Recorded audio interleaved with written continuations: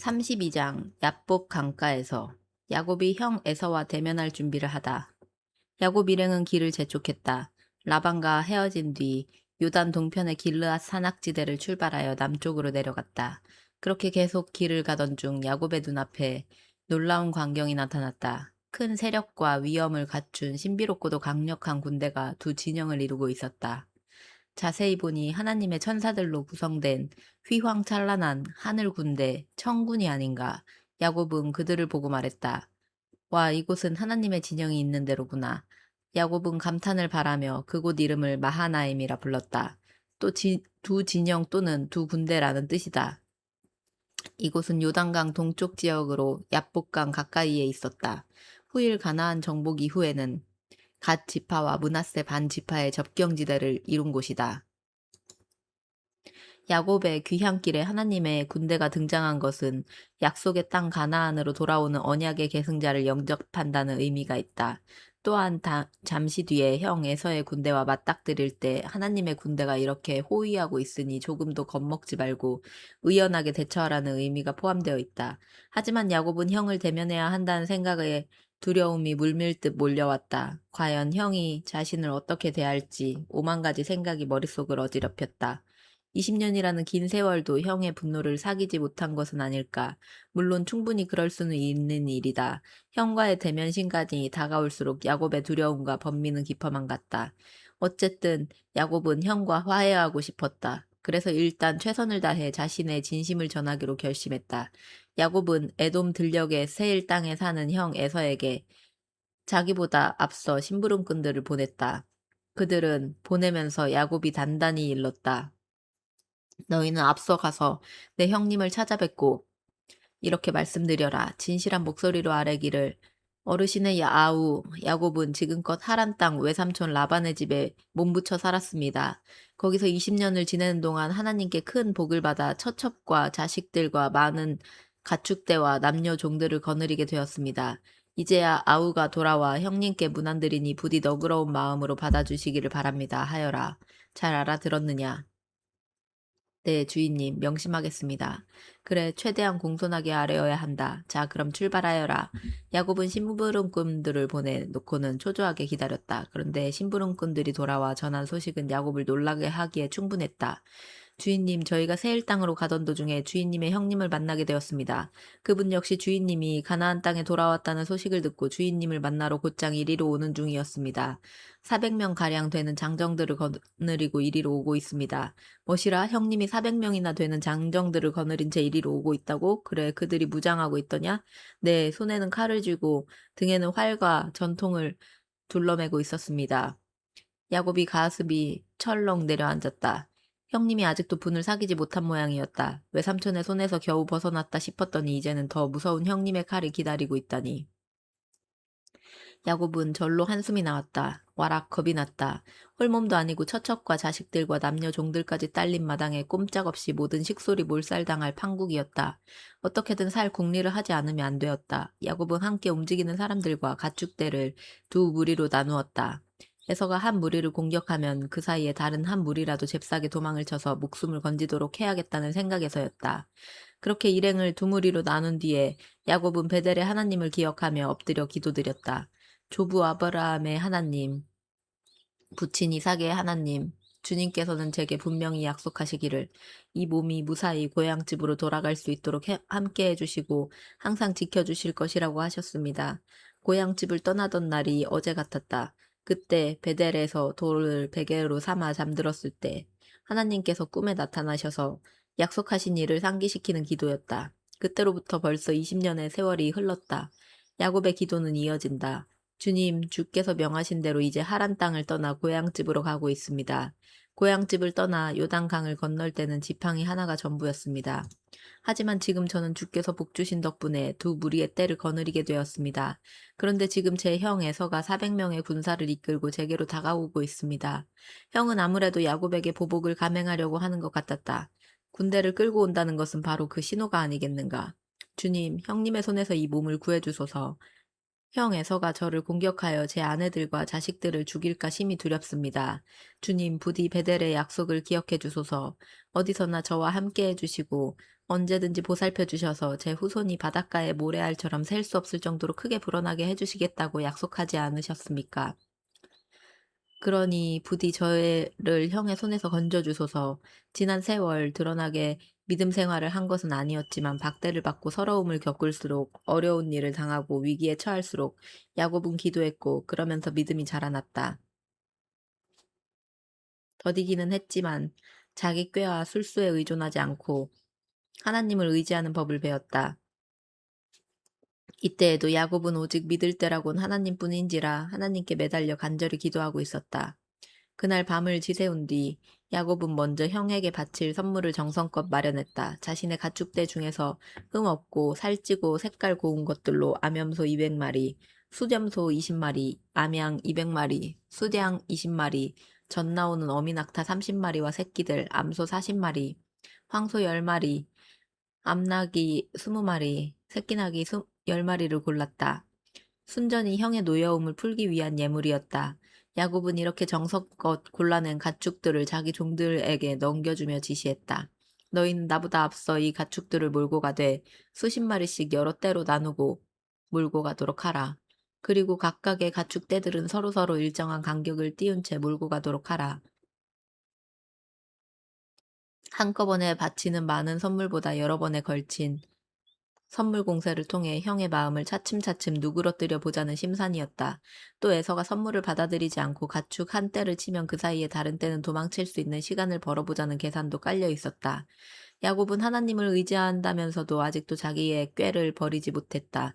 야곱은 가축대를 몰고 가장 앞서서서 가게 될 종에게 특별히 일렀다. 내가 하는 말을 잘 새겨듣도록 하라. 네가 가축대를 몰고 갈 때 내 형님 에서가 너를 만나 묻기를 네 주인이 누구냐? 너는 어디로 가는 길이냐? 네가 몰고 가는 이 가축대는 누구의 것이냐? 하거든.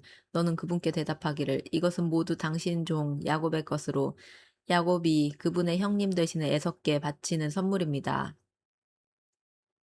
야곱도 지금 우리 뒤에 따라오고 있습니다. 하여라. 야곱은 두 번째 가축대를 몰고 갈 종과 세 번째 가축대를 몰고 갈 종에게 그리고 나머지 종들에게도 똑같이 일렀다. 너희는 내 형님 에서를 만나거든 꼭 이렇게 대답해야 한다. 당신의 종 야곱은 지금 우리 뒤에 따라오고 있습니다. 하고 말이다. 야곱이 이렇게 자기보다 앞서 형 에서에게 여러 차례 선물을 보낸 것은 그렇게 함으로써 형의 분노가 차츰 누그러져 결국엔 자신을 용서하고 받아들이지 않을까 싶어서였다. 또 그런 차원에서 야곱은 자신을 에서의 종이라고 말하라고 신신당부했다. 야곱은 이렇게 정성껏 마련한 선물을 자기보다 앞서 에서에게 보냈다. 자신은 뒤에 남아 장막에 머물렀다. 형 에서의 환심을 사려는 작전은 과연 성공하게 될 것인지 야곱은 불안감과 긴장감을 떨쳐내지 못했다. 야곱이 얏복강에서 주의 천사와 씨름하다. 어느덧 해가 지고 밤이 되었다. 야곱은 밤중에 일어나 두 아내와 두 소실 11명의 아들을 데리고 얍복강 나루터로 가서 강을 건너게 했다. 얍복은 세겜 땅 맞은편에 있는 요단 동편의 강으로 이름의 뜻은 푸르다 또는 흐르다이다. 그 뜻에 맞게 시퍼런 강물이 거세게 굽이쳐 흐른다. 그래서 야곱은 강 나루턱에 물 얕은 개울가로 데려가서 식솔들을 안전하게 건네주었다. 여보, 당신은 어쩌시려고요? 걱정 가득한 얼굴로 레아와 라헬이 뒤에 혼자 남게 된 남편을 챙긴다. 라헬은 옆에서 남편의 안부를 걱정하고 레아는 조금 떨어진 자리에서 눈으로만 근심을 빛을 보낸다.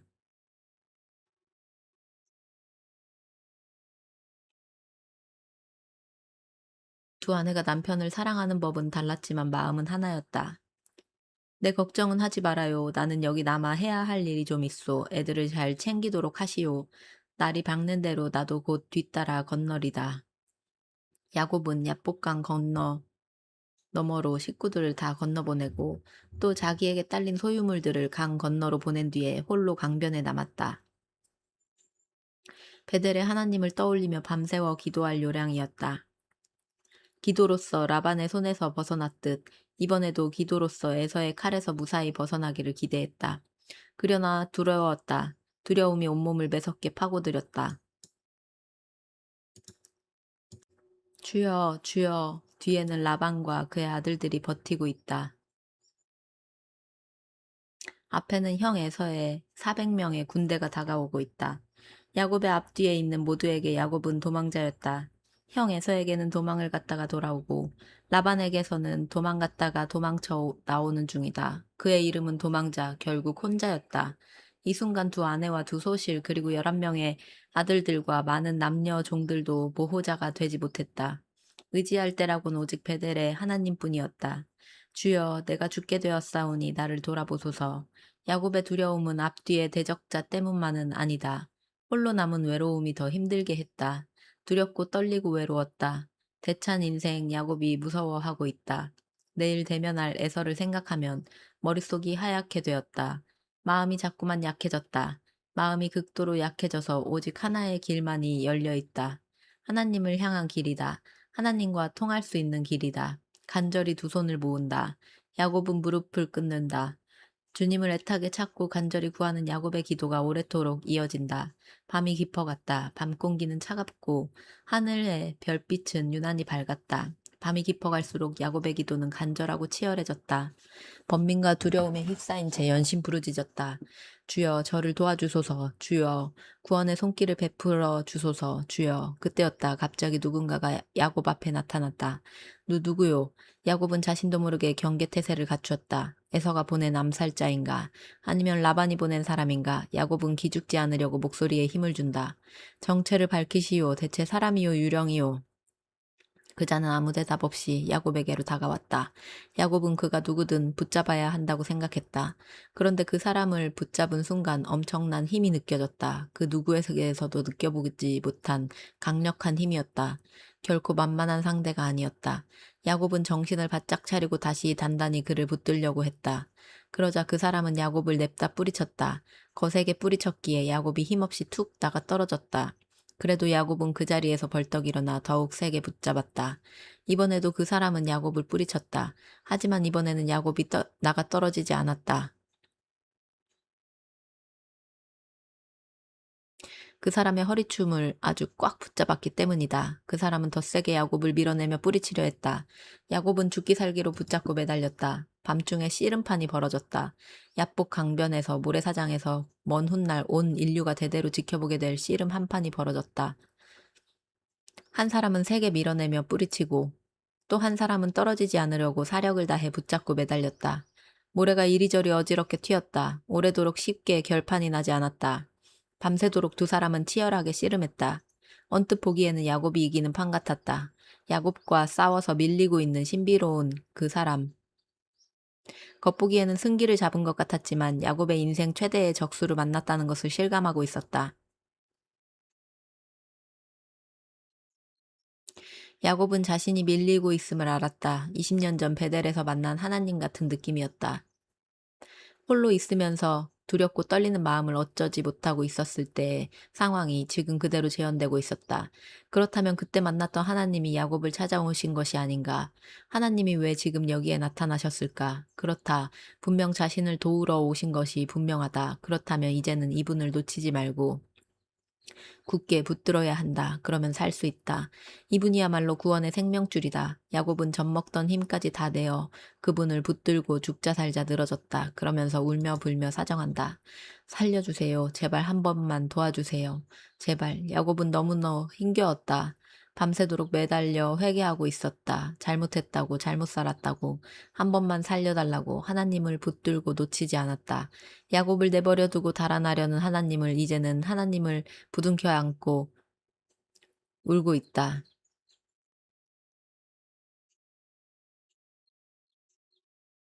하나님의 품에서 울고 있다. 얼마나 붙들고 매달리며 씨름했을까. 어둠이 걷히고 먼 동이 떠올랐다. 두 사람은 누구도 포기할 태세가 아니었다. 먼저 손을 놓는 사람이 상대방에게 냅다 엎어치기 당할 것이다. 그때였다. 그 사람의 오른손이 야곱의 엉덩이 쪽을 향해 높이 들렸다가는 거세게 내리쳤다. 퍽 하는 소리가 날 정도였다. 그 사람은 도저히 이길 수 없다는 것을 알고는 야곱의 환도뼈를 세게 후려친 것이다. 야곱은 환도뼈를 크게 다쳤다. 환도뼈는 남근을 중심으로 엉덩이 부위에서 허리를 받쳐주는 골반뼈다.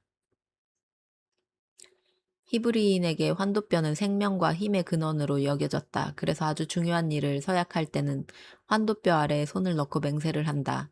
일찍이 아브라함이 아들 이삭의 배우자를 구하러 멀리 청지기를 떠나보낼 때 자신의 환도뼈 아래에 손을 넣고 맹세하게 했다. 상대가 야곱을 향해 말했다.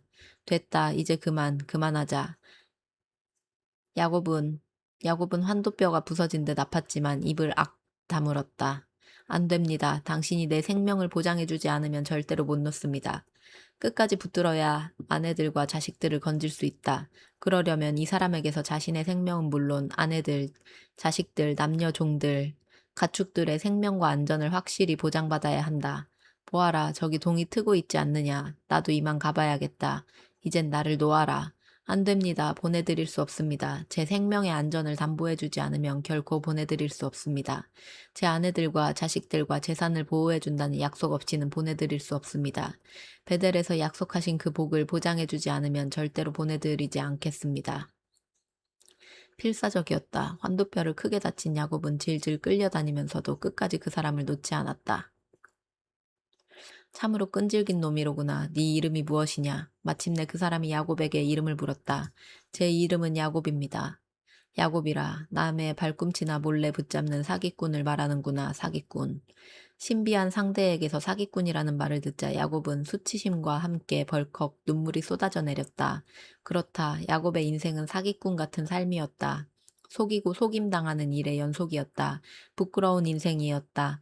이제부터는 네 이름을 야곱이라 하지 말고 이스라엘이라 하여라. 이스라엘, 왜 그런 이름을 주십니까? 그 이름은 좋은 이름이다. 네가 사람들 뿐만 아니라 하나님과도 겨루어 이겼다는 이름이니라.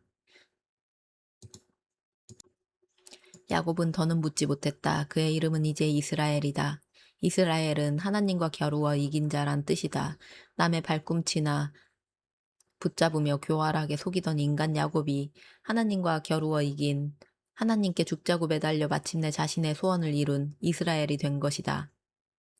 참으로 고귀한 이름이다. 이스라엘이라는 이름을 받은 야곱은 완전히 새로 태어난 기분이었다.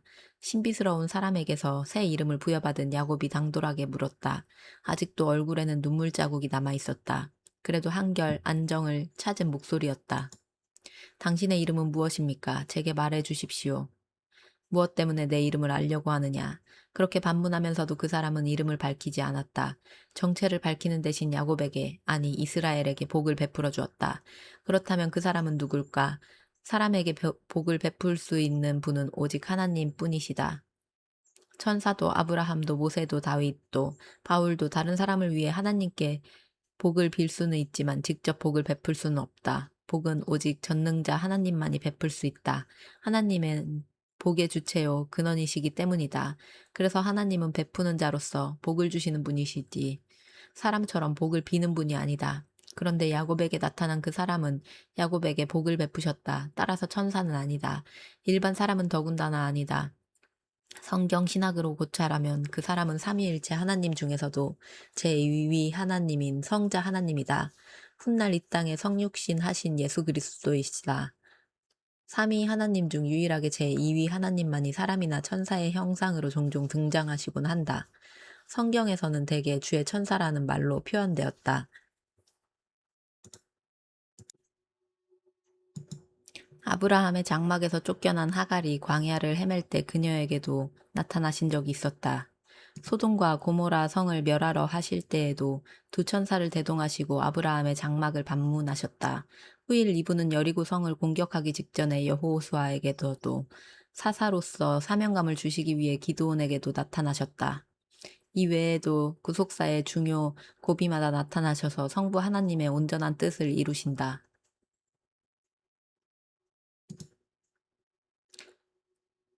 아, 이분이야말로 하나님이시다. 상대는 자신의 이름을 말해주지 않았지만 그분이 하나님이신 줄을 알았다. 그리고 하나님의 얼굴을 대면하고서도 이렇듯 멀쩡하게 살아있다는 것은 기적이 아닐 수 없었다. 야곱은 크게 감격했다. 베델의 하나님이 자신을 잊지 않고 기도에 응하셨다. 이렇게 찾아오셔서 복을 주신 것이다. 야곱은 깊이 감사드렸다. 그래서 그곳 이름을 브니엘이라 지었다. 하나님의 얼굴이란 뜻이다. 하나님의 얼굴을 뵌 장소이기 때문이다. 살아있음을 감사하는 지명이기도 했다. 히브리인들은 지극히 거룩하신 하나님의 얼굴을 감히 볼 수 없다고 생각했고, 만일 본다면 누구든지 죽음을 면할 수 없다고 생각했기 때문이다. 야곱, 아니 이스라엘이 브니엘을 떠날 때는 멀리 동력해서 태양이 떠오르고 있었다. 환도뼈를 다친 야곱은 절름거리며 발걸음을 옮겼다. 이런 사실로 인해 오늘날까지도 이스라엘 자손들은 환도뼈에 붙어있는 힘줄을 먹지 않는다. 그날 밤에 야복 강변에서 씨름한 그 사람이 야곱의 환도뼈를 쳐서 그 힘줄을 다치게 했기 때문이다. 야곱은 들판을 향해 걸어간다. 밤새도록 온 힘을 다해 힘들게 씨름하여 육신은 절름거리고 지쳤지만 마음은 새털처럼 가벼웠다. 사방이 온통 야곱을 응원하며 환영해 주는 것 같았다. 야곱이 보기에는 온통 브니엘, 하나님의 얼굴로 보였다. 오랜만에 야곱의 얼굴에 밝은 미소가 감돌았다. 그 밤에 야곱은 하나님에 대하여 더욱 강력한 신앙 체험으로 무장하게 되었다. 이제는 더 이상 누구도 두렵지 않았다.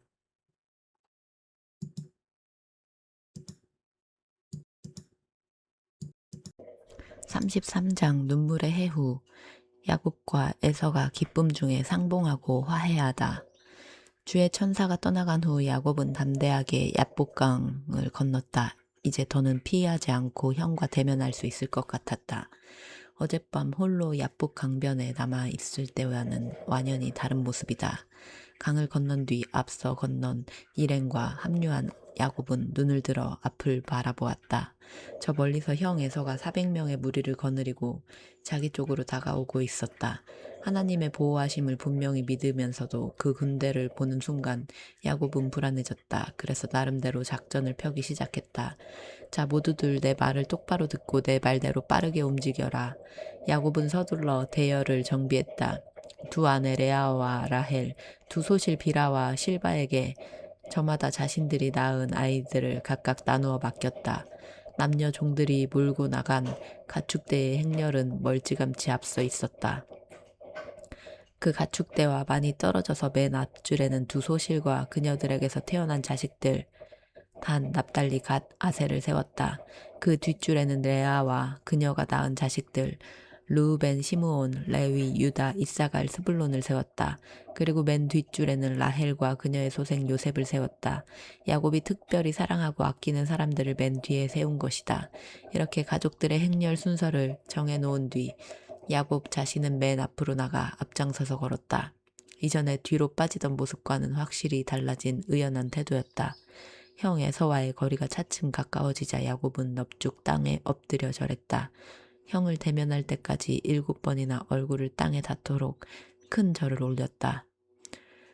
같은 해 같은 날 같은 시에 태어난 쌍둥이는 둘 다 100세에 가까운 노인이었다. 둘 다 큰 일가를 이룬 족장들이지만 야곱의 행동은 영락없이 주인을 대하는 종의 자세였다.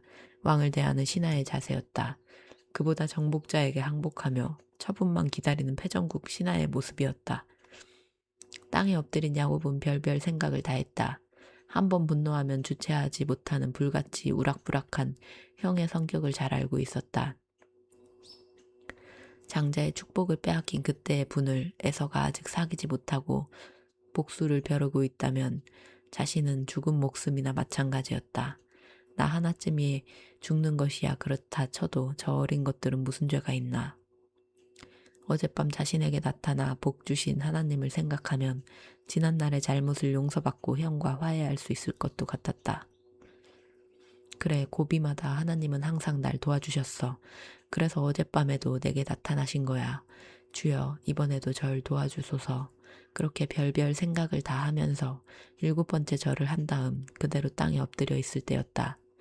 아우야, 내 아우 야곱아. 형 에서가 말에서 뛰어내려 자신에게로 힘껏 달려왔다. 울음 섞인 목소리로 자기 이름을 다정스레 부르는 게 아닌가. 브엘세바 광야의 들판을 바람처럼 누비던 용맹무쌍한 사냥꾼 형이 울먹거리면서 말했다. 아우야, 그동안 어떻게 지냈느냐? 나다, 네 형 에서야. 어서 일어나라.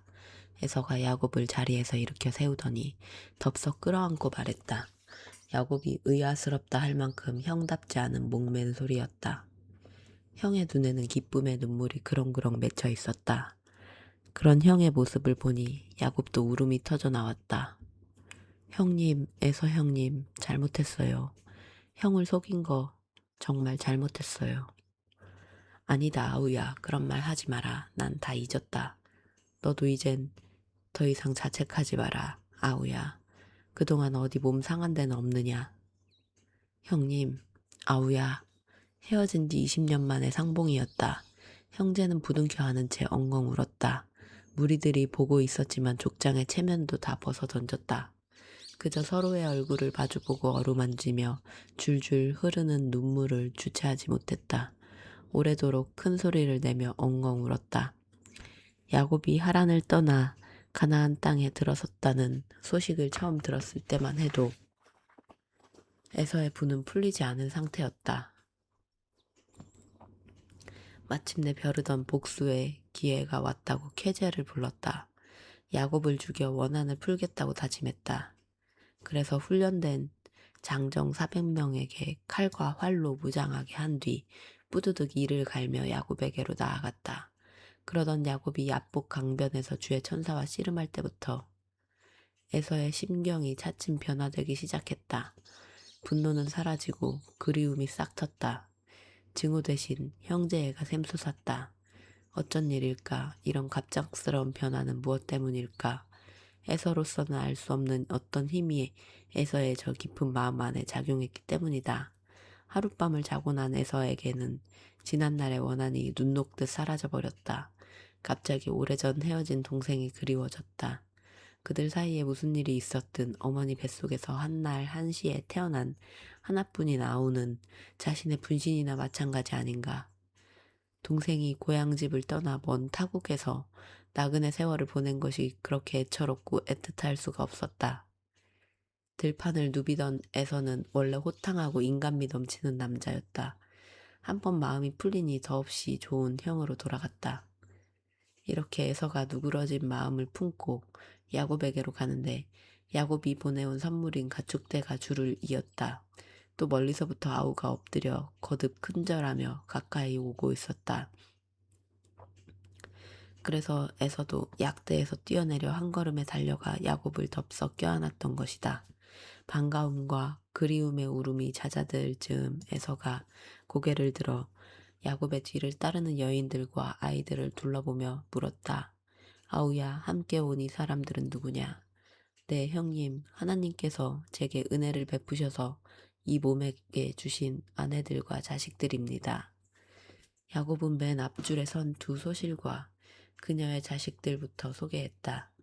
그들이 나와 에서에게 절을 올렸다. 다음으로 그 뒷줄에 선 레아와 그녀의 자식들을 소개하자 그들도 절을 올렸다. 마지막으로 맨 뒷줄에 선 라헬과 요셉을 소개했다. 그들도 앞으로 나왔다. 라헬에게는 시숙이요 요셉에게는 큰아버지인 에서에게 절을 올렸다. 어이구 제수씨들 저는 야곱의 쌍둥이 형 에서올시다. 오냐 오냐 귀여운 내 조카들이구나. 에서가 반갑게 야곱의 아내들과 자식들을 맞았다. 당시 야곱의 자식들은 모두 15세 미만의 고만고만한 아이들이다. 에서는 흐뭇하게 미소를 지으며 하나하나 껴안아주고 머리를 쓰다듬어 주었다. 야곱은 옆에서 그런 광경을 흡족한 표정으로 지켜보았다. 그때 에서가 갑자기 생각난 듯 야곱에게 물었다. 참 아우야, 내가 이리로 오다 보니 여러 가축대가 줄줄이 너희보다 앞서 오더구나. 웬 것들이냐? 아 형님, 그것들은 제가 형님께 드리는 예물입니다. 제 딴에는 정성껏 마련했는데 형님 마음에 들었으면 좋겠습니다. 야곱이 대답했다. 아우야, 무슨 그런 것을 그럴 필요까지 없다. 나도 형편이 넉넉하다. 네 살림을 축내고 싶지 않구나. 에서가 극구 사양했다. 아닙니다, 형님. 변변치 않지만 형님 마음에 드신다면 괴념치 마시고 제 선물을 받아주십시오. 제 잘못을 용서하고 이렇게 기쁘게 맞아주시니 형님 얼굴을 뵙는 것이 마치 하나님 얼굴을 뵙는 것 같습니다. 그것들은 제가 형님께 드리려고 마련한 선물이니 부디 받아주십시오. 하나님이 그동안 제게 큰 은혜를 베푸셔서 저는 모든 것을 넉넉히 가졌습니다. 그래 알았다. 정 그렇다면 고맙게 받도록 하마. 에서는 더는 사양하지 않고 야곱의 호의를 받아들였다. 그러면서 야곱에게 말했다. 자, 아우야, 우리 여기서 이럴 게 아니라 이제 길을 떠나도록 하자꾸나. 가는 길에 험하니 내가 앞장서서 인도해야겠구나. 도적대가 수시로 출몰하는 광야 여행길에 자신의 군대가 야곱 일행을 목적지까지 인도하고 보호하겠다는 말이었다. 형님의 호의는 감사하지만 보시다시피 제 자식들은 아직 고만고만한 게 다들 어립니다. 가축대 중에는 어린 새끼들도 많아 찬찬히 돌봐주어야 합니다. 형님의 군대를 따라 하루만 강행군해도 모두가 지쳐 쓰러지고 말 겁니다. 야곱의 맞이인 르우벤이 15세 안팎이고 막내 요셉은 6세 정도였다. 그 외 9명이 그 사이에 줄줄이 있었다. 야곱은 이런 사정을 말한 것이다. 그러니 형님 먼저 가십시오. 저는 아이들과 가축대 새끼들이 무리 없이 따라올 수 있도록 천천히 이끌고 가겠습니다. 형님이 먼저 세일 땅에 가 계시면 머자나 뒤따라가 다시 찾아뵙도록 하겠습니다. 하긴 그도 그럴 것 같구나. 그러면 내 사람들 가운데 며칠 네게 붙여줄 테니 그들과 함께 오도록 해라. 에서는 아우에게 한 가지라도 도움을 주고 싶어 한달이었다. 그럴 필요까지 있겠습니까? 형님이 이토록 저를 반갑게 맞아주시는 것만으로도 저는 마치 날아갈 듯 기쁩니다. 모든 게 넉넉하고 충분합니다. 야곱은 사양하며 애굽의 용서와 환대에 거듭 감사를 표했다. 그럼 아우야, 나는 이만 돌아가마. 조만간 다시 만나 못다 푼 긴 회포를 풀도록 하자꾸나. 어쨌든 잘 돌아왔다. 무리하지 말고 조심해서 가도록 하라. 형제는 해후의 정을 풀기도 전에 또다시 아쉬운 석별 인사를 나누었다. 에서는 그날로 길을 떠나 자신의 본거지인 세일 산지로 돌아갔다. 야곱도 일행을 이끌고 여행을 계속했다. 에서와 헤어진 야곱은 서쪽으로 길을 잡아 진행하다가 숫곳이란 마을에 이르렀다. 요단강 동편 계곡에 있었다. 야곱 일행은 숲곳에 자리를 잡고 체류했다. 그곳에 장막을 치고 가축들이 비바람을 피할 움막도 지었다. 그곳 이름이 숲곳이라 불린 것은 그런 까닭에서였다. 숲곳은 움막 또는 초막이란 뜻이다. 야곱이 숲곳에 머물기로 한 결정적 이유는 이렇다. 하란을 떠나온 뒤 잠시도 쉬지 않고 장거리 여행을 하느라 어린 자녀들과 가축대의 새끼들이 지나치게 무리했기 때문이다. 또한 야곱도 계속 초긴장 상태여서 심신이 많이 지쳐 있었다. 처음에는 라반에게 쫓겨서 그러했고 그 뒤에는 형 에서와 대면해야 했기에 더욱 그러했다.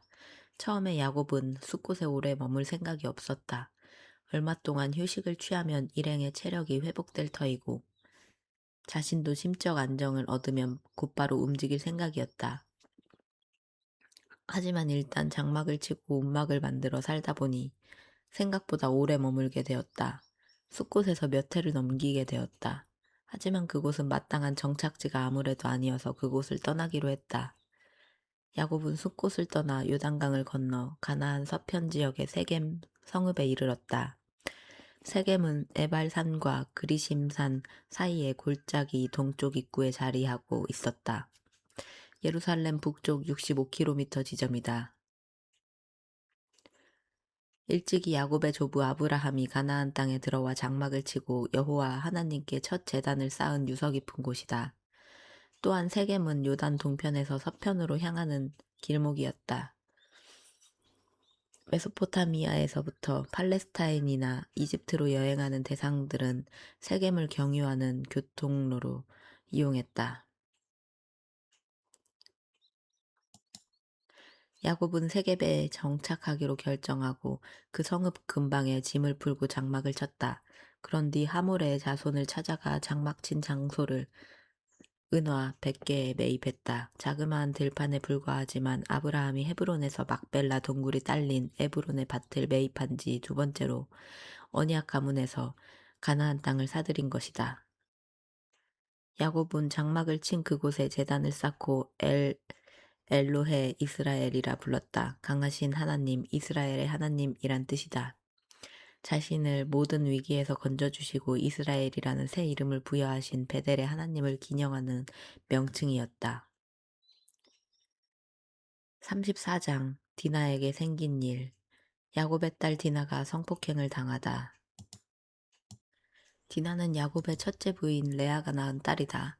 당시 야곱에게는 11명의 아들뿐만 아니라 딸도 여럿 있었다. 앞서 야곱의 자녀를 소개할 때 딸들 중에서는 디나만 소개했다. 그 이유는 성경 역사의 전개상 디나만 다시 구속사의 무대에 등장하기 때문이다. 바로 여기 이곳 야곱 일행이 세겜 성읍 근방에 장막을 치고 장기 체류하던 시기에 사건의 주인공인 디나가 등장한다.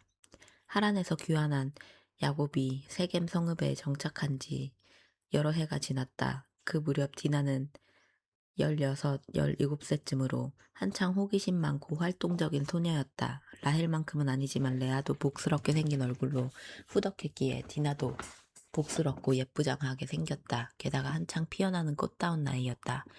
어느 날 디나는 읍내 구경을 하고 싶다며 엄마를 졸랐다. 엄마, 오늘 세겜 읍내에서 큰 잔치가 있대. 나 읍내 구경 좀 하고 오면 안 돼? 읍내 아이들과도 친구가 되고 싶어. 응, 엄마. 레아는 고개를 가로저었다. 안 돼. 다 큰 처녀가 혼자 돌아다니면 무슨 일을 당할지 몰라. 그러나 마음이 들뜬 디나는 막무가내였다. 엄마, 얼른 돌아보기만 하고 그냥 돌아올 거야. 엄마, 빨리 돌아올게. 응? 엄마. 레아도 더는 말릴 수 없다고 판단했는지 디나의 외출을 허락했다.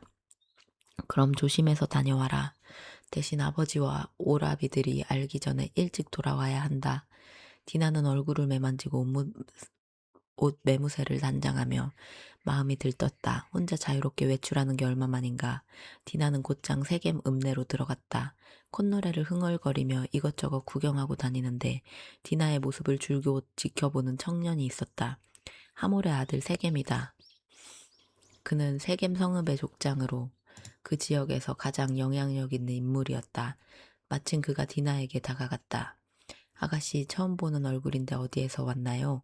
디나는 낯선 청년이 접근하며 말을 걸자 덜컥 겁부터 났다.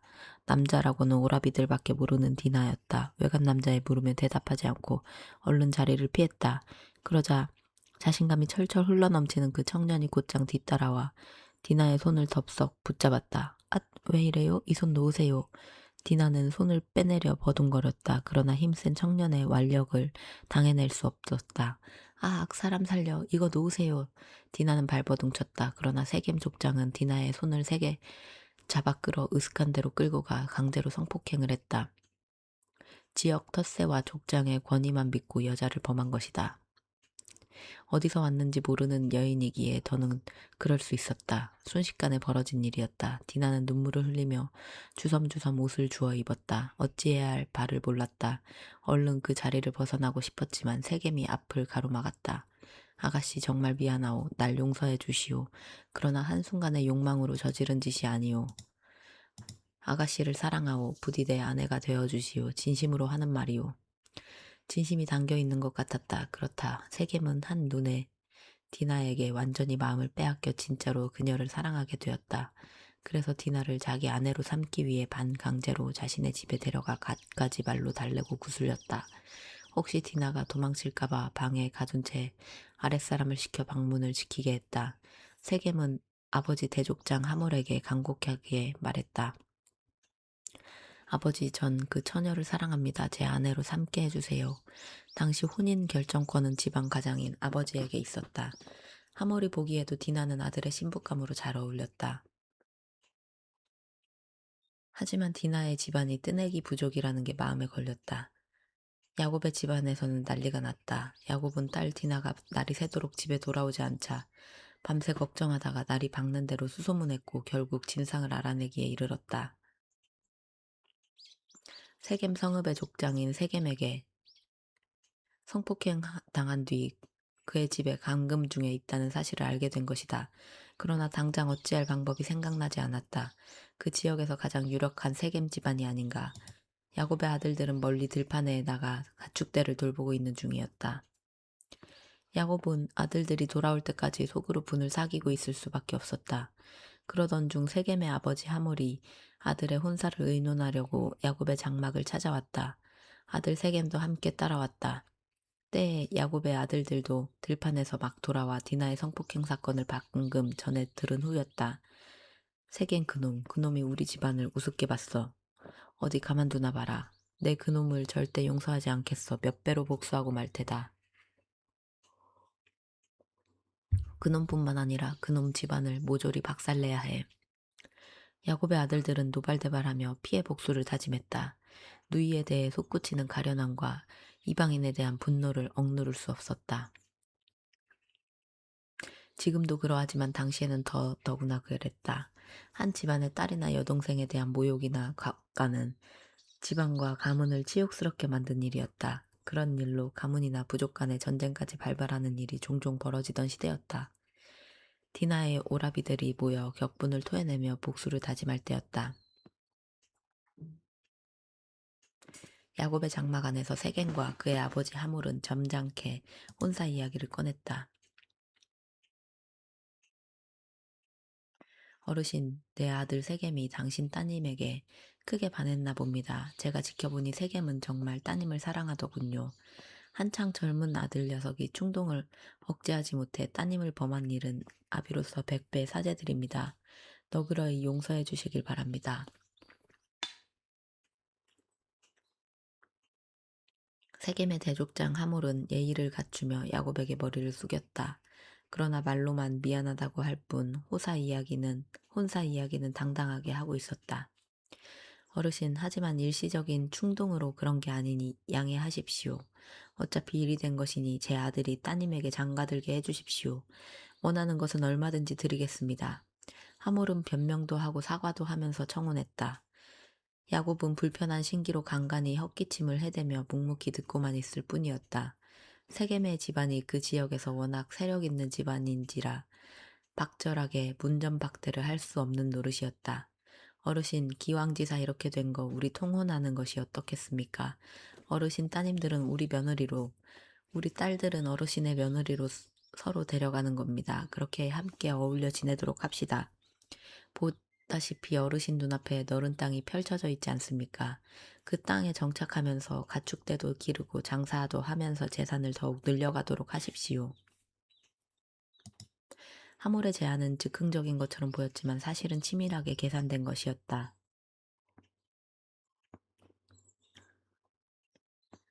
나그네 처지로 세력이 약한 야곱 집안이 이내 세겜 성읍에 흡수될 것이라고 판단했다. 그리 되면 큰 부자인 야곱 집안의 재산과 가축되는 세겜 성 주민들의 차지가 될 터였다. 야곱은 가타부타 대답 없이 간혹 헛기침만 해댔다.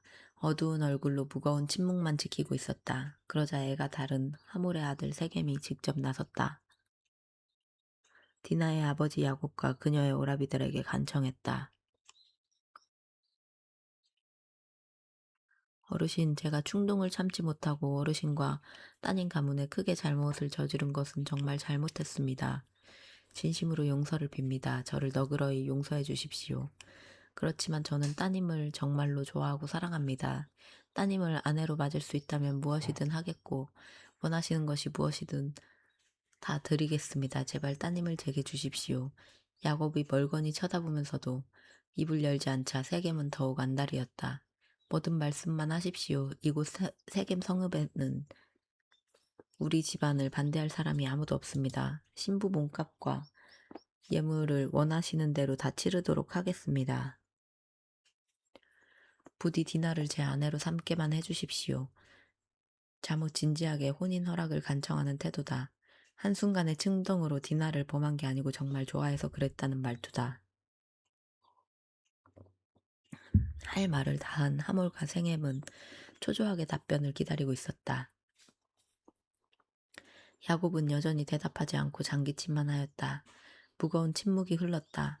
그때 아버지를 대신해서 침묵을 깨고 나선 이들은 디나의 오라비들이었다. 세겜이 디나를 욕보여 부글부글 분노가 끓었지만 짐짓 태어난 채 시치미를 떼고 세겜과 그의 아버지 하몰에게 대답했다. 디나의 오라비들은 미리 모여 그렇게 대답하자고 입을 맞춘 상태였다. 대족장님, 그렇게 할 수 없습니다. 우리는 조상 대대로 섬기는 하나님의 명령으로 모두 할례를 받은 집안입니다. 할례는 우리 가문의 전통입니다. 그래서 할례 받지 않은 사람이나 부족에게는 우리의 누이를 절대로 시집 보낼 수 없습니다. 그것은 우리에게 아주 수치스러운 일이기 때문입니다. 그러자 세겜이 잔뜩 긴장한 얼굴로 애원하듯 매달렸다. 그러면 다른 방도가 없겠습니까? 뭐든 말씀만 하십시오. 하라는 대로 다 하겠습니다. 애가 바짝 다른 세겜이 무릎을 조아리며 물었다. 누이를 데려가고 싶다면 방법이 아주 없는 것도 아닙니다.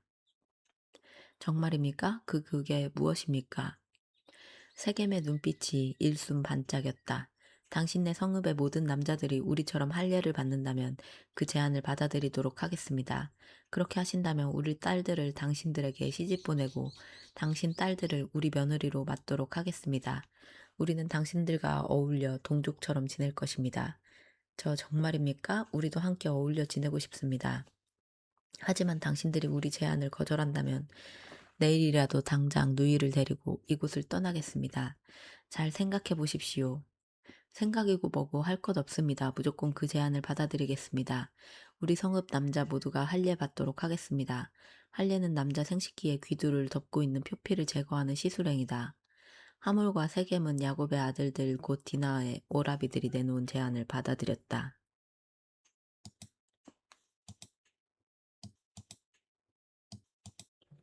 야곱의 아들들이 세겜성에 피해 복수를 감행하다.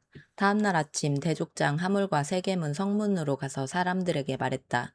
대족장의 말은 무시하지 못할 권위와 영향력이 있었다. 여러분, 내 말을 들어보시오. 지금 우리 땅에 들어와 살고 있는 야곱이란 사람의 집안은 우리에게 무척 우호적입니다. 그러니 그들을 우리 땅에서 같이 살게 하고 장사도 같이 하게 합시다. 우리 땅은 넓으니 그들과 함께 살아도 충분합니다. 그래서 저들의 딸들을 우리에게 시집 오게 하고 우리 딸들도 저들에게 시집 보내도록 합시다. 세겜성 주민들은 아무도 반대 의견을 내는 자들이 없었다. 모두가 세겜 대족장의 말대로 하자고 이구동성이었다. 세겜이 한층 힘을 얻어 말을 이었다. 모두 고맙소. 그런데 저들이 한 가지 조건을 제시했소. 저 사람들이 내건 조건은 저들처럼 우리 남자들도 모두 할례를 받아야 한다는 것이오. 그래야만 우리와 동족처럼 어울려 지낼 것이라고 했소. 그러니 그 전부 할례를 받도록 합시다.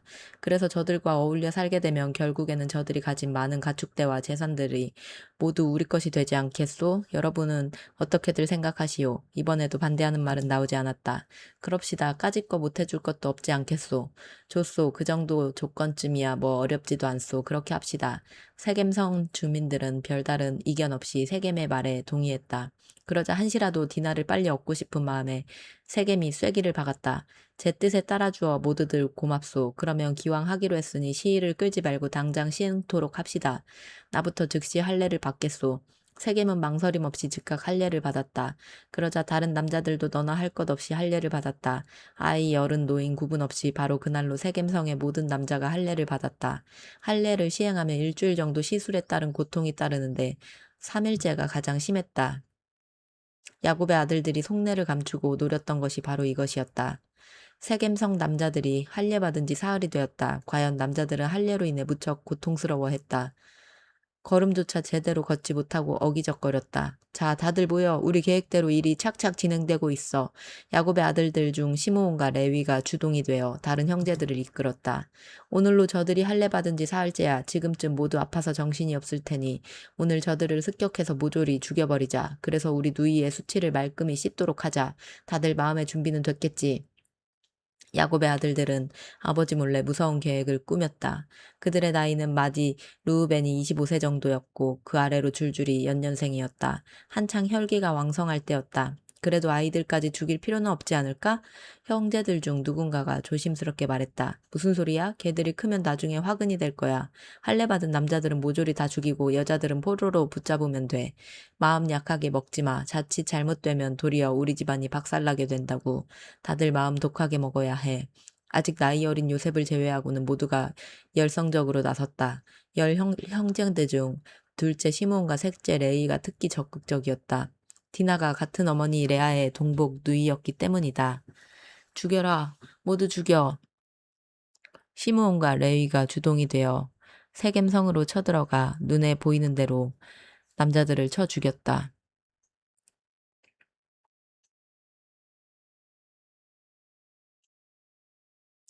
디나를 욕보인 세겜과 그의 아비 하몰부터 칼로 쳐 죽였다. 추장의 말만 믿고 아무런 방비 없이 할례받은 남자들은 손 한 번 써보지 못하고 고스란히 당했다. 추장 세겜이 아랫도리를 제대로 간수시키지 못한 탓에 성읍은 졸지에 피비린내 진동하는 사륙의 장소가 되었다. 디나야, 우리가 왔다. 그동안 고생했지. 어서 가자. 오라비들은 세겜의 집에 감금된 디나를 데리고 나왔다. 그런 후 시신들로 널브러진 성읍들을 돌아다니며 약탈하였다. 들판에 있는 것들까지 모조리 약탈했다. 부녀자들도 붙잡아 왔다. 성읍 하나를 완전히 쑥대밭으로 만들어 버렸다. 야곱의 아들들이 자행한 피해 복수는 몇 배, 아니 몇십 배나 잔인하고 끔찍했다. 그들은 하나님과 맺은 신성한 언약의 징표인 할례를 속임수와 사륙의 도구로 이용한 셈이었다. 자신들의 복수를 위해 하나님의 영광과 거룩함을 크게 훼손시켰던 것이다. 아들들이 세겜 성읍에 자행한 짓을 전해 들은 야곱은 노발대발했다. 뭐? 무엇이라고? 너희가 세겜 성읍의 모든 남자를 죽이고 그 성읍을 약탈했다고? 아무리 디나가 욕을 당했기로서니 대체 정신들이 있는 거냐? 감히 할례를 빙자해서 끔찍한 일을 저질러? 도대체 무슨 생각으로 그런 짓을 행한 거냐? 무슨 배짱인 거야? 얼굴이 벌겋게 상기된 야곱이 아들들을 크게 꾸짖었다. 그 중에서도 이를 모의하고 주동한 시므온과 레이를 더 크게 나무랐다. 이놈들아, 너희가 이제 큰 걱정거리를 만들었다. 가나안 땅에 사는 모든 사람들이 너희가 한 짓을 알게 되면 나를 증오하고 우리 지방과는 상종할 수 없다고 여기지 않겠느냐. 저희도 그 정도는 각오하고 있습니다. 무어라? 그걸 말이라고 하느냐? 생각 좀 해봐라. 우리가 머릿수가 얼마나 된다고 이 땅에 원주민들 모두와 싸우겠다고 하느냐? 그들이 합세하여 우리를 없애려고 달려들면 무슨 수로 감당하겠느냐? 꼼짝없이 당할 수밖에 없지 않느냐? 우리 집안도 세겜성 사람들처럼 몰살 당할 수밖에 없지 않겠느냐 말이다. 이 못난 것들아. 야곱은 두려움과 분노가 뒤섞여 화를 주체할 수 없었다. 아이고 내 신세야. 대체 저놈들이 어쩌자고 그런 끔찍한 짓을 저질렀단 말인가. 아이고 아이고 내 팔자야. 아들들은 고개를 푹 숙인 채 아버지의 꾸지람과 신세 한탄을 묵묵히 들었다. 그런데 아버지의 꾸지람이 길어지자 더 크게 꾸지람을 받은 시므온과 레위가 버럭 성질을 부리며 말대꾸했다. 그러면 아버지는 저놈들이 누이를 창녀처럼 취급해도 좋단 말입니까? 우리 집안이 그런 수치와 모욕을 당하고도 그냥 가만히 참고 있으란 말입니까? 뭐라? 다들 물러가라. 꼴도 보기 싫다. 어서 썩 물러가지 못할까? 야곱의 노발대발에 아들들은 슬그머니 하나둘씩 아버지의 장막에서 물러났다. 야곱 집안에는 팽팽한 공포와 긴장감이 흘렀다. 35장 베델로 올라가라. 야곱이 베델로 올라가 제단을 쌓다. 야곱은 형 에서 대신 장자의 축복을 받고는 에서의 보복을 피해 77세의 하란 땅 외삼촌 라반의 집으로 도피했었다. 거기서 20년 더부살이 하다가 97세 때 가나안 땅에 귀환했다. 형 에서와 화해한 뒤 처음에는 숫곳에서 2, 3년을 체류하고 그 다음에 세겜에서 7, 8년을 보냈다.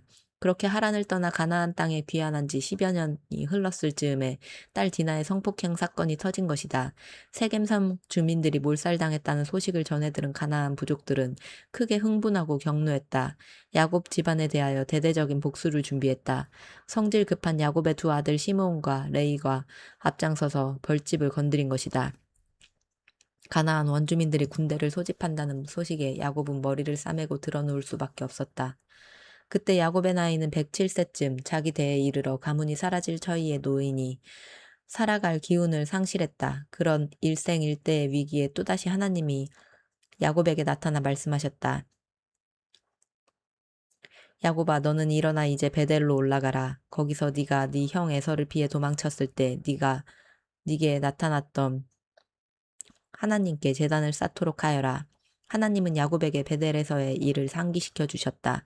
야곱은 하나님의 인도하심과 도우심으로 가나안 땅에 무사히 귀환했지만 일찍이 눈물로 하나님께 맹세한 베델 서원을 잊은 채 10년을 숫곳과 세겜에서 세상살이에 몰두해 온 것이다. 30여 년 전 야곱은 베델 들판에서 뜨거운 마음으로 맹세를 했었다. 주께서 자신을 가나안 땅에 무사히 돌아오게 해주시면 다시 이곳 베델에 와서 제단을 쌓고 하나님께 감사 예배를 드리겠다고. 베델에서 천사들이 사닥다리를 오르내리는 꿈을 꾸었던 일을 상기하자 야곱은 한 줄기 소망의 빛이 비치는 것 같았다.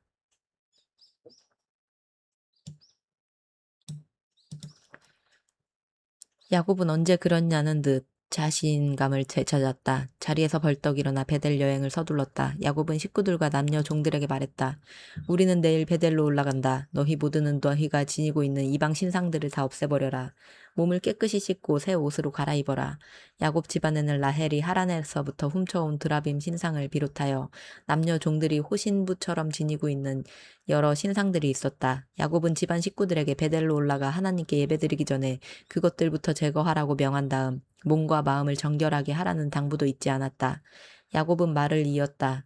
우리 모두 베델로 올라가서 하나님께 제단을 쌓아야겠다. 하나님은 내가 어려움을 당할 때마다 도와주시고 내가 가는 곳마다 늘 함께 하셨다. 이번에도 분명 우리를 도와주셔서 이 위기에서 벗어나게 해주실 것이다. 그러니 지체하지 말고 서둘러라. 야곱은 마음이 조급했다. 가나안 원주민들이 언제 불시에 들이닥칠지 몰랐다. 야곱 집안의 사람들도 사태의 심각성을 인식하고 일사불란하게 따랐다. 그들은 자신들이 호신부로 지니던 이방 신상들과 주술적 목적으로 귀에 걸고 다니던 귀걸이도 모두 가져왔다. 야곱은 그것들을 세겜 부근의 상수리나무 아래에 파묻었다. 모든 이방 우상을 척결하고 오직 하나님만 의지한다는 상징적 행동이었다. 야곱 일행은 세겜을 떠나 베델을 향해 길을 나섰다. 야곱이 하나님의 명령에 순종하자 하나님은 인근 여러 성읍에 사는 가나안 원주민들의 마음속에 공포감을 심어주셨다.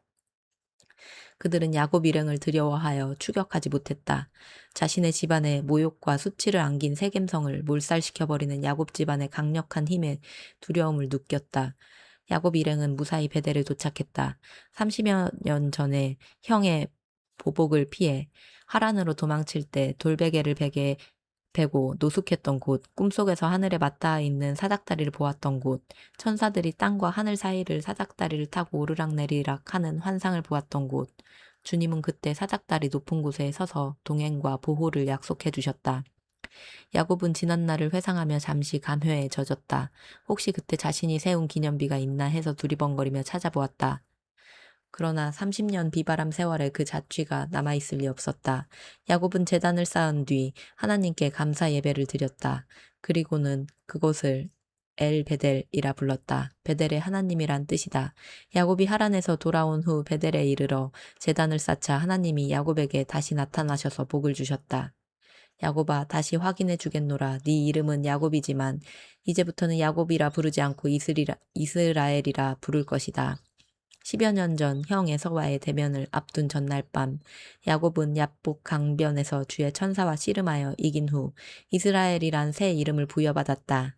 하나님과 겨루어 이긴 자라는 영광스러운 이름이다. 하나님은 그때 야곱에게 복 주신 일을 재확인시키셨다. 그리고 또다시 야곱에게 후손과 땅에 대한 약속을 하셨다. 나는 전능한 하나님이시다. 너는 자식을 많이 낳아 크게 번성할 것이다. 여러 나라가 네게서 비롯될 것이고 네 후손 가운데서 여러 왕이 나올 것이다. 내가 또 아브라함과 이삭에게 준 그 땅을 네게도 주겠노라. 네 뒤에 태어날 너의 후손들에게도 그 땅을 물려주겠노라. 하나님은 이렇게 야곱에게 복을 베푸신 후 떠나가셨다. 야곱은 주님께 엎드려 경배를 드렸다. 그런 뒤 하나님이 말씀하시던 곳에 돌로 기념비를 세웠다. 그 위에 포도주를 부은 다음에 기름을 부었다. 그 무렵 야곱의 모친인 리브가의 유모 드보라가 죽었다. 그녀는 리브가가 이삭에게 시집올 때 함께 가나안 땅으로 따라왔는데 리브가가 죽자 야곱이 그녀를 데려온 듯하다. 야곱은 그녀의 시신을 베델 남쪽의 상수리 나무 밑에 묻어주었다. 사람들은 그 나무를 알론바굿이라 불렀다. 통곡의 상수리 나무란 뜻이다. 야곱이 리브가를 생각하며 그녀의 죽음을 크게 슬퍼했음을 보여준다.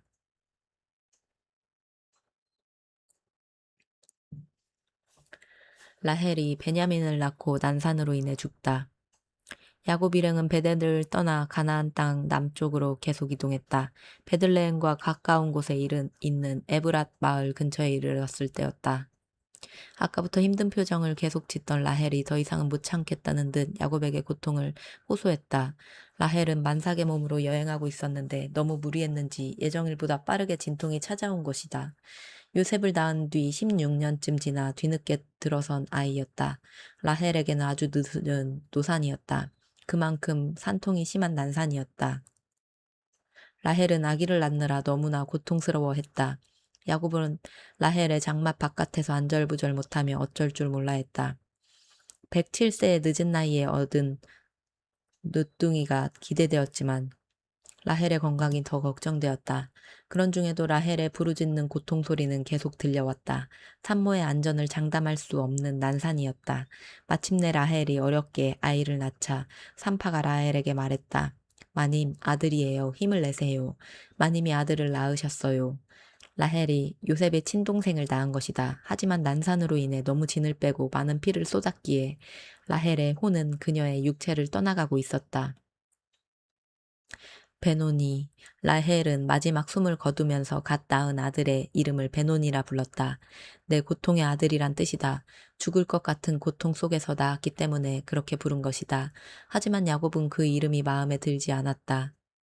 어미는 고통 가운데서 출산했지만 막내 아들은 누구보다도 강한 용사가 되어야 했다. 그래서 야곱은 아이 이름을 베냐민이라 지었다. 오른손의 아들이란 뜻이다. 히브리인들에게 있어 오른손이나 오른편은 능력과 탁월함을 의미한다. 그렇게 긍정적이고 강력하고 소망적인 의미를 담은 이름으로 고쳐 부름으로써 라헬을 잃은 슬픔을 잊으려 했던 것이다. 야곱은 족장의 체면 따위는 잊은 채 서럽게 울었다. 소리 높여 울었다. 볼 때마다 가슴 뛰게 하던 라헬은 영원한 친구이자 연인이요 반려자였다. 라헬을 잃은 야곱의 슬픔은 크고도 깊었다. 여보, 편히 잠드시구려. 잘 가시오. 나도 곧 뒤를 따라가리다. 야곱은 시신을 에브란 마을에 묻고 라헬의 무덤 앞에 돌기둥을 세웠다. 에브랏은 베들레헴에서 가까운 작은 마을이었다. 나중에는 베들레헴과 합쳐져 베들레헴 에브랏으로 불렸다. 친엄마를 잃은 17세의 소년 요셉도 큰 슬픔을 느꼈다.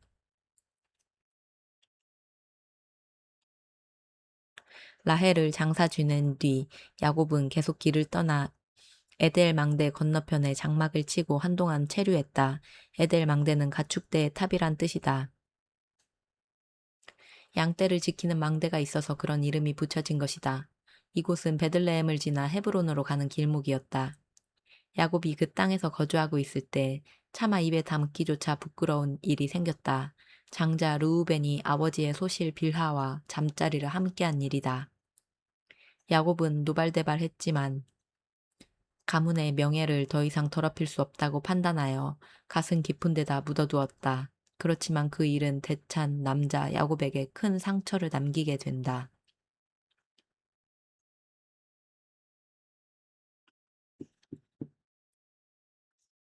야곱의 12아들과 이삭의 죽음. 야곱에게는 12아들이 있었다. 이들은 나중에 선민 이스라엘의 12지파를 형성하게 된다. 이스라엘 12지파의 조상이 되는 것이다. 이들을 모계에 따라 한 번쯤 살펴보고 정리할 필요가 있다.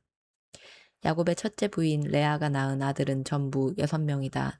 맏아들 루벤, 둘째 시므온, 셋째 레위, 넷째 유다, 그리고 건너뛰어 아홉째 이사갈, 열째 스불론 그들이다. 둘째 부인 라헬이 낳은 아들이 2명이다. 11째 요셉과 막내 베냐민이 그들이다. 라헬의 몸종으로 야곱의 첫째 소실된 비라가 낳은 아들은 2명이다. 5째 단, 6째 납달리가 그들이다. 레아의 몸종으로 야곱의 둘째 소실이 된 실바가 낳은 아들은 2명이다. 7째 갓, 8째 아셀이 그들이다. 첫째 루우벤부터 11째 요셉까지는 하란에서 태어났고 막내 베냐민만 가나안 땅 에브랏에서 태어났다. 야곱은 또 장막을 걷고 짐을 꾸려 이주했다. 에델 망대를 떠나 헤브론으로 옮겼다. 당시 야곱의 부친 이삭은 헤브론 지역의 마물의 숲에 살고 있었다. 야곱은 인생의 황혼기를 맞은 아버지 곁에서 지내기로 작정하고 이곳 헤브론으로 이주했다. 헤브론은 일찍이 야곱의 조부 아브라함도 살았던 곳이다. 이곳 막벨라의 동굴 묘실에는 조부모인 아브라함과 사라의 시신이 안치되어 있었다. 야곱이 헤브론으로 이주했을 때 그의 나이는 108세, 아버지 이삭은 168세였다. 이삭의 맞손자인 르우벤은 27세, 11째 손자인 요셉은 17세, 막내 손자 베냐민은 1살 배기 갓난아이였다. 헤브론 땅으로 이주한 야곱은 부친 이삭과 더불어 12년을 함께 살았다. 그리하여 이삭이 180세 되었을 때 그는 기력이 다해 숨을 거두었다. 하나님의 부르심을 받아 조상들 곁으로 돌아간 것이다. 이삭이 임종하다 쌍둥이 아들 에서와 야곱은 아버지를 장사 지냈다. 조부모를 매장한 헤브론의 막벨라 동굴 묘실에 아버지의 시신을 모셨다. 그곳에서는 앞서 세상을 떠난 야곱의 모친 리브가의 시신도 모셔져 있었다. 이리하여 언약 가문의 1세대 아브라함에 이어 2세대 이삭도 성경 역사의 무대 뒤로 퇴장하게 된다.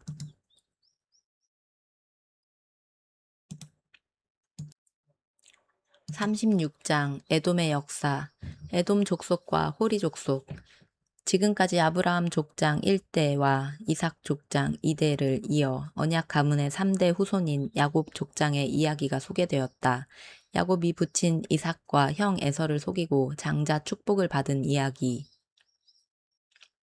형의 보복을 피해 하란의 외삼촌 집으로 도피하던 중 베델에서의 사닥다리 체험, 하란의 땅에서 두 아내와 두 소실과 11명의 아들을 얻은 일, 20년 만에 다시 가나안 땅으로 돌아와 에서와 화해한 일, 그 전에 야복 강변에서 주의 천사와 씨름하여 이긴 후에 이스라엘이란 새 이름을 부여받은 일이 기록된다.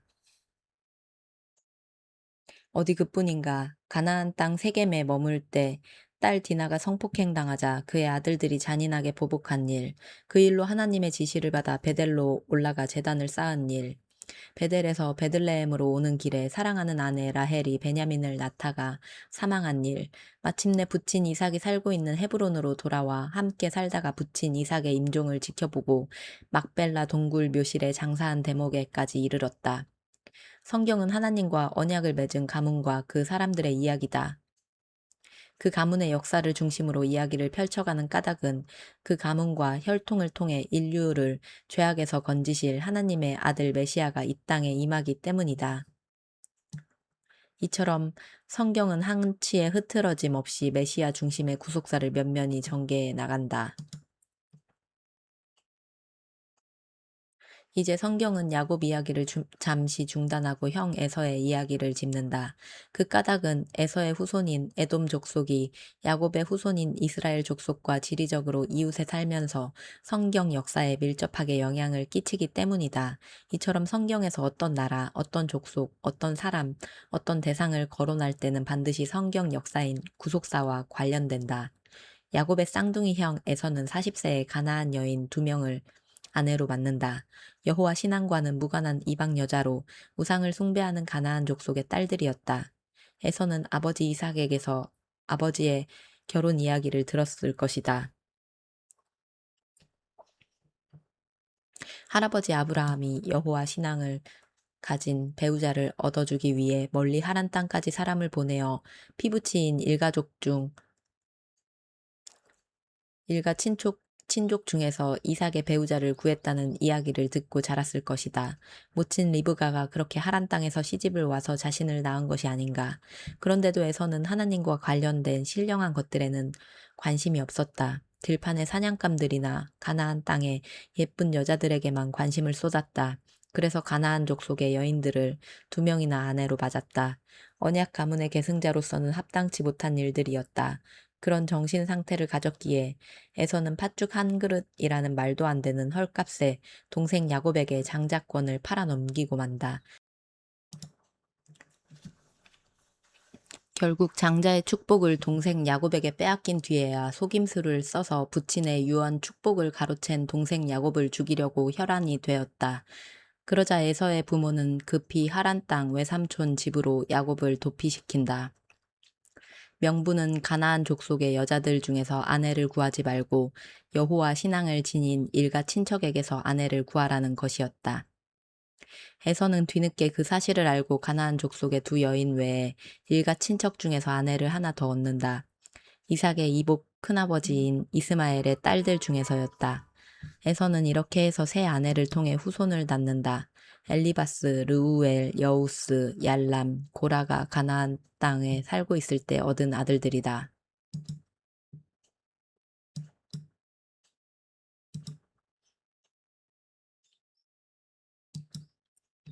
에서의 후손들은 에서의 별명인 에돔에 근거하여 에돔 족속이라 불렸다. 세일 산지의 터전을 잡은 에서는 에돔 족속의 조상이 되었다. 일찍이 하나님은 에서도 크게 번성시키고 큰 민족을 일구게 해줄 것이라고 약속하셨다. 하나님의 약속대로 에서는 아들들을 통해 많은 자손을 보았다.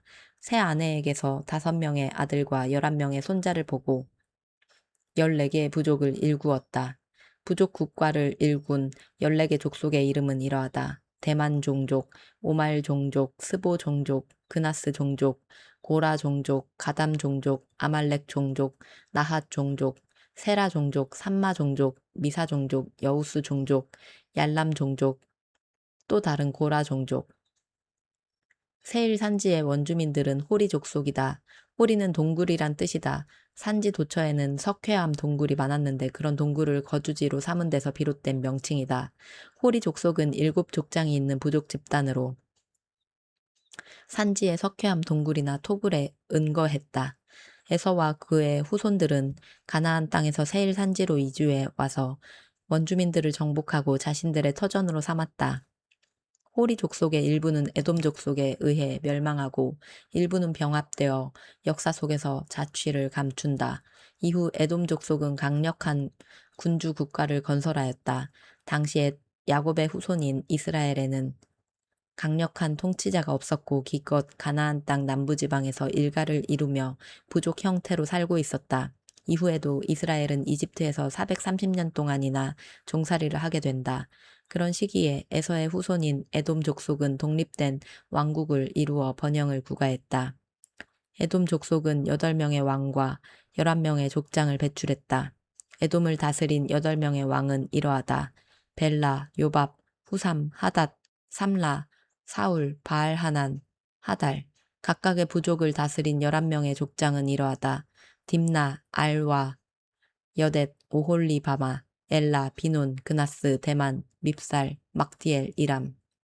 에돔은 왕과 지방 군주인 족장이 지역을 분할하여 다스리고 있었다. 이는 마치 중세의 봉건 영주 시대와 흡사한 통치 구조이다. 이처럼 언약 가문의 후사인 야곱과 그의 후손들이 나라는커녕 이방 땅에서 나그네로 지내고 심지어 이집트에서 430년 동안 종살이를 하던 시기에 장자권을 팔아넘기고 하나님을 떠나간 에서와 그의 후손들은 강력한 왕국과 부족국가를 일구며 날로 번성하고 있었다. 하지만 그들의 번성은 하늘의 신령한 축복과는 무관하여 메시아 소망이 없는 이 땅의 공허하고 세속적인 노름에 불과한 것이다.